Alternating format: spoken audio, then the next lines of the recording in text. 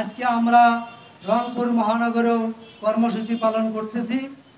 ইনশাআল্লাহ আমরা এই কর্মসূচির মাধ্যমে ডক্টর মোহাম্মদ ইউনূস সাহেবকে জানিয়ে দিতে চাই, বাংলাদেশ খেলাফত মজলিস ঘুমিয়ে নাই, ইসলামী দল ঘুমিয়ে নাই। সমস্ত ইসলামী দল আমরা ইনশাআল্লাহ সজাগ আছি। ঐক্যমতের ভিত্তিতে ইনশাআল্লাহ আমরা এগিয়ে যাব। এই 5 দফা দাবি অবশ্যই অবশ্যই আপনাকে বাস্তবায়ন করতে হবে ইনশাআল্লাহ।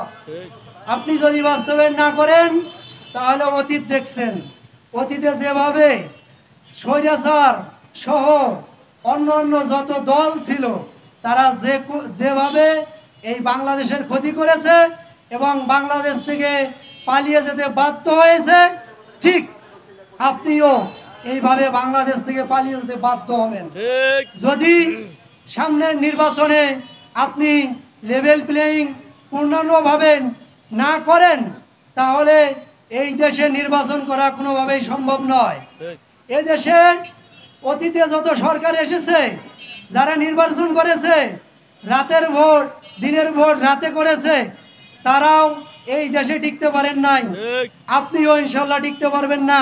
প্রথম কথা হলো জুলাই সনদের অবিলম্বে বাস্তবায়ন করতেই হবে।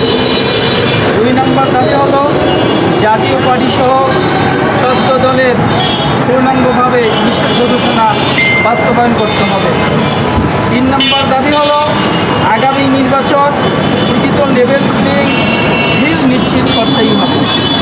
4 জুলাই গণহত্যার বিচার দৃশ্যমান করতে হবে। 5 নম্বর দাবি হলো জাতীয় সংসদে উচ্চকক্ষে পেয়ার পদ্ধতি বাস্তবায়ন করতে হবে।